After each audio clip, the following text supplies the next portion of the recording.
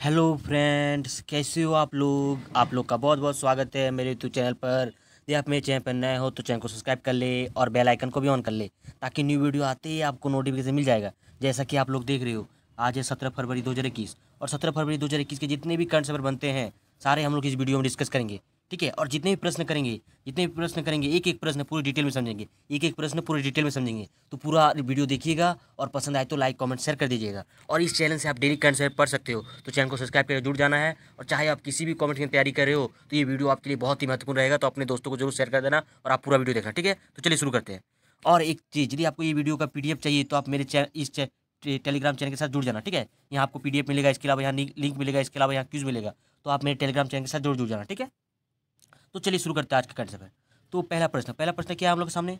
तो 93 ऑस्कर पुरस्कार के लिए किस भारतीय फिल्म को चयनित किया गया। ठीक है, आप लोग सामने पहला ऑप्शन है बिट्टू, दूसरा ऑप्शन है स्क्रैम 1992, तीसरा ऑप्शन है रक्तांजल और चौथा ऑप्शन है छपक। आप लोग का आंसर क्या हो जाएगा, ऑप्शन नंबर ए बिट्टू। तो बिट्टू फिल्म को 93 ऑस्कर पुरस्कार के लिए चयनित किया गया। ठीक है, इसको यदि थोड़ा डिटेल में समझेंगे तो 93 ऑस्कर पुरस्कारों के लिए, ठीक है, बिट्टू भारतीय फिल्म को चयनित किया गया है। 93 ऑस्कर पुरस्कारों में टॉप 10 फिल्मों के नामों की घोषणा हुई है। ठीक है, बिट्टू फिल्म सत्य घटना पर आधारित 17 मिनट की एक ड्रामा फिल्म है, जिसमें दो स्कूली बच्चों की दोस्ती की कहानी को दर्शाया गया है। 3 जून 2020 को रिलीज हुई बिट्टू फिल्म ने 6.4/10 IMDb रेटिंग हासिल की है। इस फिल्म को करिश्मा दुबे ने डायरेक्ट किया है, तो बहुत ही इंपॉर्टेंट है, किसने डायरेक्ट किया है, करिश्मा दुबे ने। ठीक है, तो इतना चीज़ आप याद रखना। आगे बढ़ते हैं, अब बात करते हैं दूसरा नंबर प्रश्न की। दूसरा नंबर प्रश्न क्या है, राष्ट्रीय महिला दिवस कब मनाया जाता है। तो आप लोग सामने पहला ऑप्शन है 11 फरवरी, दूसरा ऑप्शन है 10 फरवरी, तीसरा ऑप्शन है 13 फरवरी, चौथा ऑप्शन है आप लोग का 9 फरवरी। तो आप लोग का आंसर क्या हो जाएगा, ऑप्शन नंबर बी 13 फरवरी को। तो 13 फरवरी को राष्ट्रीय महिला दिवस मनाया जाता है। ठीक है, इसको थोड़ा डिटेल में समझते हैं। तो 13 फरवरी को भारत की प्रसिद्ध जो है सरोजिनी नायडू की जयंती को मनाने के उपलक्ष्य में हर साल राष्ट्रीय महिला दिवस मनाया जाता है। ठीक है, और 13 फरवरी को राष्ट्रीय महिला दिवस की जो इस बार 142वीं जयंती है, ठीक है, मनाई गई है। उनकी प्रसिद्ध कविताओं के कारण उन्हें क्या कहा जाता है, भारत की कोकिला, ये एग्जाम में आता है। ठीक है, उपनाम से जाना जाता है। सरोजिनी नायडू एक स्वतंत्रता सेनानी थी, वो उत्तर प्रदेश की पहली महिला राज्यपाल भी रही थी। उन्होंने सबने अवज्ञा आंदोलन और भारत छोड़ो आंदोलन का भी नेतृत्व किया था। ठीक है, तो इतना चीज़ आप याद रखना। अब बात करते हैं तीसरा नंबर प्रश्न। तीसरा नंबर प्रश्न क्या है, ईशांत शर्मा 300 टेस्ट विकेट लेने वाले कौन से भारतीय तेज गेंदबाज बने। तो दूसरा, तीसरा या सातवां या चौथा। तो आप लोग का आंसर क्या हो जाएगा, ऑप्शन नंबर बी तीसरा तीसरा। तो ईशांत शर्मा 300 टेस्ट विकेट लेने वाले भारत के तीसरे तेज गेंदबाज बन गए। ठीक है, थोड़ा इसको डिटेल में समझेंगे तो भारत के तेज गेंदबाज ईशांत शर्मा टेस्ट क्रिकेट में 300 विकेट लेने वाले देश के छठे भारतीय और तीसरे पेसर गेंदबाज बन गए। ठीक है, और उन्होंने ये उपलब्धि इंग्लैंड की दूसरी पारी में डैन लॉरिस की विकेट हासिल किया। ठीक है, 32 वर्षीय ईशांत शर्मा ने ये मुकाम अपने 58 मैच में विकेट लेकर हासिल किया। और इससे और थोड़ा डिटेल में यदि समझे तो अनिल कुंबले, कपिल देव, रविचंद्र अश्विन, हरभजन सिंह, जहीर खान जैसे खिलाड़ी देश के लिए इस मुकाम पर पहुंचने वाले अन्य गेंदबाज हैं। ठीक है, तो इतना चीज़ आप याद रखना। अब बात करते हैं हम चौथा नंबर प्रश्न। चौथा नंबर प्रश्न क्या है, टाटा मोटर्स के एमडी और सीईओ पद पर किसे नियुक्त किया गया है। तो पहला आप लोग का आंसर क्या हो जाएगा, ऑप्शन नंबर सी मार्क लेस्टेला। क्या हो जाएगा, मार्क लेस्टेला। ठीक है, अब थोड़ा इसको डिटेल में समझेंगे तो टाटा मोटर्स कंपनी के एमडी और सीईओ पद पर मार्क स्टेरेला को नियुक्त किया गया है। मार्क स्टेरेला एशिया में फूसो ट्रक एंड बस कॉरपोरेशन के प्रमुख और सीईओ और डेमलर ट्रकों के भी प्रमुख रह चुके थे। मार्क लेस्टेला टाटा मोटर्स कंपनी के वर्तमान में एमडी और सीईओ जो भी है कौन है, गुए एंटर पटसच की जगह लेंगे। ठीक है, तो इतना चीज़ आप याद रखना। अब बात यहाँ हुआ है टाटा मोटर्स लिमिटेड की। तो टाटा मोटर्स की स्थापना की बात करें तो 1945 में। मुख्यालय कहाँ है, दुबई, जो कि महाराष्ट्र में है। अध्यक्ष है नटराजन चंद्रशेखरन और एमडी और सीईओ कौन है, मार्क लिस्टोसिला, जो प्रश्न में पूछा गया है। ठीक है, तो इतना चीज़ आप याद रखना।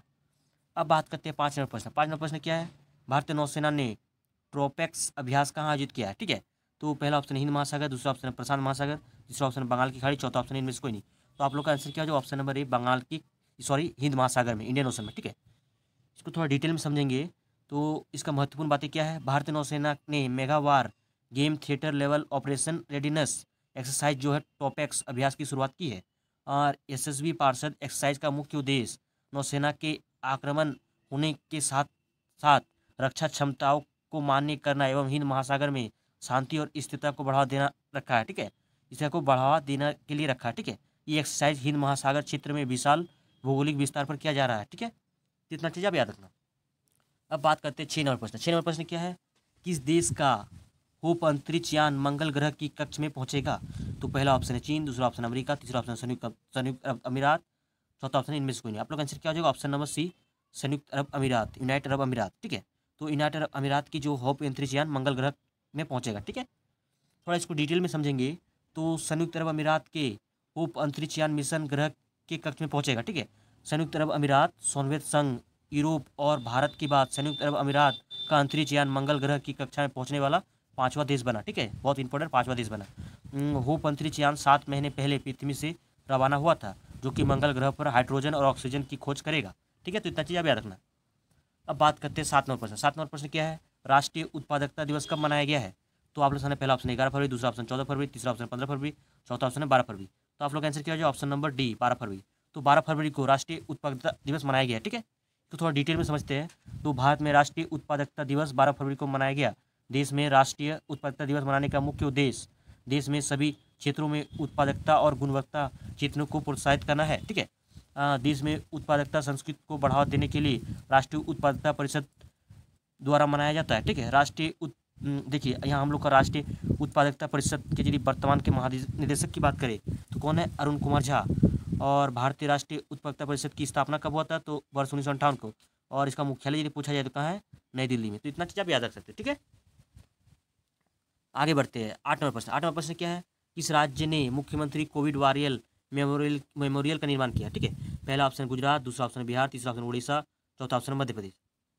तो आप लोग का आंसर क्या हो जाएगा? ऑप्शन नंबर सी, उड़ीसा। तो उड़ीसा राज्य सरकार ने मुख्यमंत्री कोविड वॉरियर मेमोरियल का निर्माण किया, ठीक है। थोड़ा इसको डिटेल में समझते हैं। तो उड़ीसा राज्य के मुख्यमंत्री कौन है? नवीन पटनायक ने कोविड-19 योद्धाओं के लिए द्वारा बलिदान और उनकी सेवा की पहचान के लिए उड़ीसा राज्य में कोविड योद्धा स्मारक स्थापित करने का निर्णय लिया, ठीक है। कोविड योद्धा स्मारक का निर्माण भुवनेश्वर के बिजू पटनायक पार्क में स्थापित किया जाएगा। उड़ीसा स्वास्थ्य एवं परिवार कल्याण विभाग इसका निर्माण करेगा। तो बहुत ही इंपॉर्टेंट एग्जाम के लिए, ठीक है। अब बात करते हैं 9 नंबर प्रश्न। 9 नंबर प्रश्न क्या है, किस राज्य में भारत का पहला thunder storm research test bed स्थापित किया जाएगा? तो पहला ऑप्शन है जम्मू कश्मीर, दूसरा ऑप्शन है उड़ीसा, तीसरा ऑप्शन है बिहार, चौथा ऑप्शन है मध्य प्रदेश। तो आप लोग का आंसर क्या है? इसमें भी आप लोग का उड़ीसा हो जाएगा। इसमें भी आप लोग का उड़ीसा आंसर हो जाएगा, ठीक है। तो थोड़ा डिटेल में समझेंगे तो भारतीय मौसम विभाग जो है ने उड़ीसा के बालासोर जिले में देश का पहला thunder storm research test bed स्थापित किया है। ये थंडर स्टॉर्म रिसर्च स्टेटमेंट पृथ्वी विज्ञान मंत्रालय, रक्षा अनुसंधान एवं विकास संगठन और भारतीय अंतरिक्ष अनुसंधान संगठन के बीच सहयोग स्थापित किया जाएगा, ठीक है। यहाँ हम लोग का बात हुआ क्या? भारतीय मौसम विभाग की, ठीक है। तो इसको थोड़ा डिटेल में समझते हैं। भारतीय मौसम विभाग के यदि महानिदेशक की बात करें तो कौन है? मृत्युंजय महापात्रा। और इसकी यदि आपको स्थापना से पूछा जाए तो कब हुआ था? वर्ष 1875 ईस्वी में। और मुख्यालय पूछा जाए तो कहाँ है? नई दिल्ली में। तो इतना चीज़ आप याद रख सकते हैं, ठीक है। और अब एक चीज़ देखिए कि आपका दोनों प्रश्न में हम लोग का किसके उड़ीसा की बात हुई है, दोनों प्रश्न में हम लोग किसकी बात हुई है? उड़ीसा की। तो उड़ीसा को थोड़ा डिटेल में समझते हैं। उड़ीसा की राजधानी भुवनेश्वर है। मुख्यमंत्री कौन है? नवीन पटनायक है। और गवर्नर यदि पूछा जाए आपसे तो कौन है? गणेशी लाल। और मुख्य न्यायाधीश कौन है? एस मुरलीधर। तो इतना चीज़ आप याद रख सकते हो, ठीक है। अब बात करते हैं 10 नंबर, यही हम लोग लास्ट प्रश्न, ठीक है। 10 नंबर क्या है, किस स्पेस एजेंसी ने निजी क्षेत्र के लिए उपग्रह परीक्षण केंद्र स्थापित करने की घोषणा की है? पहला ऑप्शन है नासा, दूसरा ऑप्शन है जेक्सा, तीसरा ऑप्शन इसरो, चौथा ऑप्शन इनमें से कोई नहीं। तो आप लोग का आंसर क्या हो जाएगा? Option number C, ISRO. तो इसरो जो हम लोग की भारतीय स्पेस एजेंसी है, निजी क्षेत्र के लिए उपग्रह परीक्षण केंद्र स्थापित करने की घोषणा की है, ठीक है। इसको थोड़ा डिटेल में समझते हैं। तो भारतीय अंतरिक्ष अनुसंधान संगठन ने निजी क्षेत्र द्वारा विकसित उपग्रह के परीक्षण के लिए अपना UR राव सैटेलाइट सेंटर खोला है। UR राव सैटेलाइट सेंटर में भारतीय स्टार्टअप्स स्पेस किड इंडिया और पिक्सेल द्वारा विकसित 2 उपग्रह का परीक्षण किया गया था, ठीक है। ये दोनों कंपनियां कुछ दिनों में श्री हरिकोटा स्पेस पोर्ट और त्रिवेंद्रपुरम रॉकेट सेंटर में भी अपने इंजन का परीक्षण करेंगे। तो इतना चीज़ आप याद रखना, ठीक है। तो यहाँ बात हुई इसरो की, थोड़ा इसरो को डिटेल में समझते हैं। तो इसरो क्या बोलते हैं इंग्लिश में? Indian Space Research Organisation. Hindi की बात करें तो क्या बोलते हैं? भारतीय अंतरिक्ष अनुसंधान संगठन। मुख्यालय बेंगलुरु में है। स्थापना 15 अगस्त 1969 को। संस्थापक यदि आपसे पूछा जाए तो कौन है? विक्रम साराभाई। और अध्यक्ष कौन है? के सिवान, ठीक है। तो इतना चीज़ आप याद रखना,